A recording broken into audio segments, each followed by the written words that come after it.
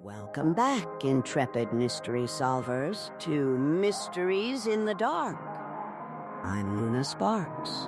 And I'm Omar Trekker. You know, Luna, some days you think you're just going about your business, maybe tidying up, and then, boom, you're in an episode of your own podcast. Exactly! And this particular mystery, it really highlights how our imaginations can take flight when faced with the unknown. Or, just a rainy Sunday afternoon. Oh, tell me about it. I was just looking forward to some cocoa, maybe some cozy socks, definitely no spooky noises. But no, the universe had other plans. We were at my old family home, remember? Trying to sort through, decades of treasures for a garage sale. We're talking old books, dusty lamps, and I distinctly recall you finding something that looked suspiciously like a rubber chicken wearing a bow tie. It was truly a relic. But speaking of relics, I was also baffled by your hat collection. Luna, why do you have so many hats? Because, Omar, you never know when you'll need a detective hat, a pirate hat, or, in this case, potentially, a chicken hat for moral support. A what hat? I still don't understand the chicken hat logic. It's for emergencies. But before I could elaborate on the strategic importance of various headwear, that's when it happened. The thump. I swear, it was one of those thumps that just vibrates through your soul. Not a normal house-settling thump. This was a declarative thump. Totally! And we froze, right? Like simultaneously. And then came that super weird, stretchy, almost sing-songy hee-lo that seemed to just bounce around the ceiling beams above us. My mind immediately went to the most dramatic possible conclusion. Ghosts, obviously. Or at least something that had learned to stretch out its vowels in a really creepy way. I remember looking at you, Omar, and my eyes were probably wide as saucers. I actually said, "Omar, did the attic just say hello?" Because it really, really sounded like it did. And my very sensible, very rational response was to whisper, "If it says goodbye, I'm out of here." Because that's just good survival strategy, you know? It is. But then, the detective instinct kicked in. We couldn't just leave a possibly sentient, breeding-obsessed attic to its own devices, could we? Apparently not. So what did we do? We armed ourselves with flashlights. And you, Luna, with determination. And, don't forget, one chicken hat, just in case. You can never be too prepared!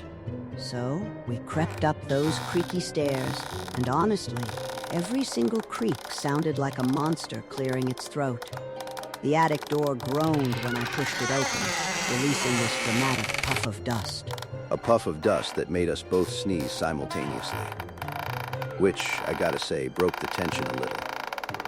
But then, as we're both still recovering from the sneezes, a voice, clear as day. Just bless you.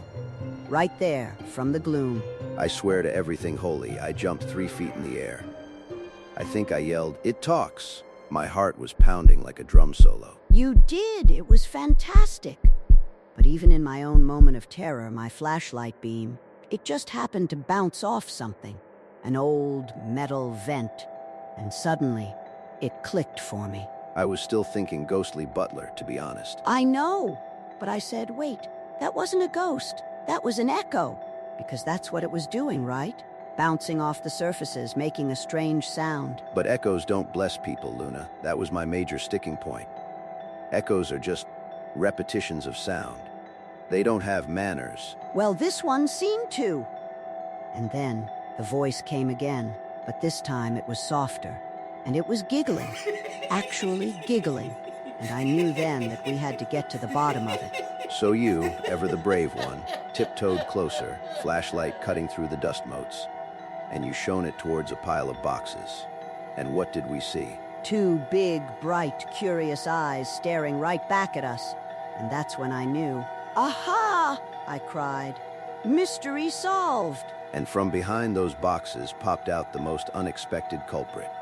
A tiny squirrel holding a shiny metal spoon. A little furry percussionist. I was so confused, my first reaction was, a spoon squirrel? Like it was some new species. It was just so specific. It was amazing, and it all made sense then. No wonder we heard all those echoes and strange greetings. It had been clanging that spoon against the pipes and whatever else it could find up there. The attic was just amplifying everything. And the little guy, he chirped proudly. He knew he was the maestro.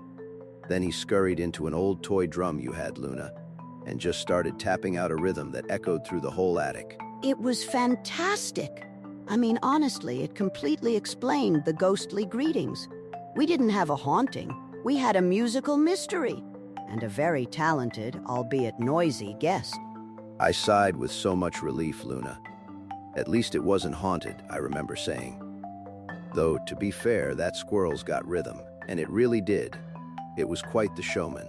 It made a pretty good beat. So I, of course, being the gracious host, placed a small bowl of peanuts near the drum for our little composer. Case closed. The echoing attic wasn't spooky after all. It was just an attic with surprisingly great acoustics and an even better tiny furry musician. It just goes to show you, sometimes the scariest noises have the most charming explanations. And a lot of times it's just nature doing its thing in unexpected ways. Absolutely. Our minds jump to ghosts, ghouls, or even just old pipes. But sometimes it's just a tiny, shiny, object-loving rodent making music.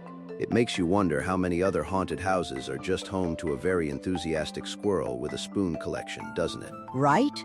And it really makes you appreciate those small, everyday mysteries. The ones that don't need a supernatural explanation but are still completely captivating. It teaches you to look closer, I think. To not jump to conclusions. Though, honestly, my first conclusion is always ghost. Mine too sometimes. But that's why we're a good team, Omar. You jump to ghost, I shine a flashlight on it and usually find a much cuter, fluffier explanation. True. And I provide the dramatic screams. Essential podcast content, really. We should market that. We absolutely should. So, next time you hear a strange bump in the night or a peculiar hee-lo echoing from an unexpected place, maybe grab a flashlight, some peanuts, and check for any tiny, spoon-wielding musicians. It just might save you from a night of imagining headless specters. Or at least provide some really good, unexpected entertainment. Another mystery solved! Thank you for joining us on this curious, clever, and sometimes completely ridiculous adventure. Join Luna Sparks and Omar Trekker next time for another installment of Mysteries in the Dark.